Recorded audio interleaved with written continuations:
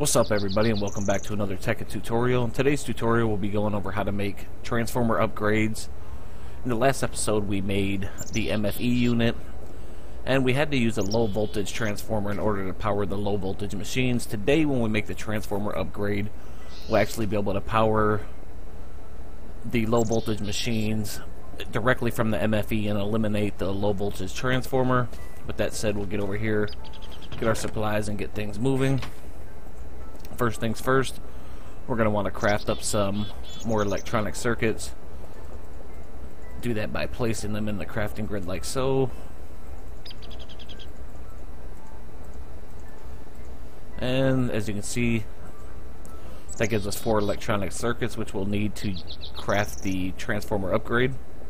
Next on our list of things to do, we're going to need to make medium voltage transformers.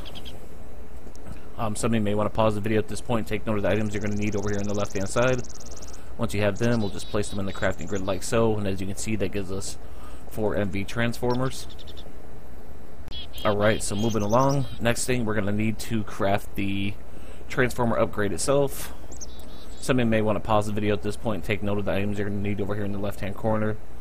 Once you have them, we'll place them in the crafting grid like so.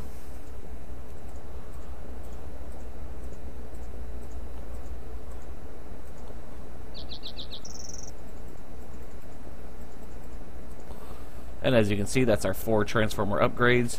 I went ahead and made 4 because I have 4 machines over here that I'm going to need to stick these into. I'm going to take a quick pause, do a little bit of reorganizing over here, and I'll be back with you. Alright, so I'm back. As you can see, I've done a little bit of reorganizing over here. Some of you may have noticed that I removed all the wiring.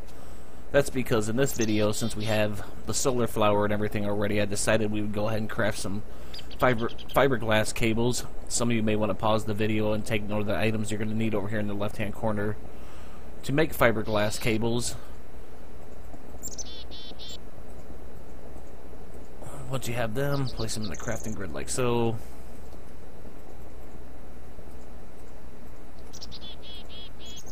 If they ever go in there. That should be plenty. Go ahead and get that last one. As you can see, that gives us 24. We'll just go ahead and rewire this. Stick that there. The reason for making the glass fiber cables is they lose less energy over each block. For example, like, I'm not sure of the energy loss per block, but like when you use copper cable, you lose quite a bit of energy per block, whereas with the glass fiber cable, you lose barely energy at all. Before you connect your machines directly from the MFE, you're going to want to make sure that you stick these transformer upgrades into one of each machine. Failure to do so will probably cause the machine to blow up. Now that we have that in there, we'll go ahead and reconnect our cables here. Gonna have to move our torch. And as you can see, no explosion, which is a plus.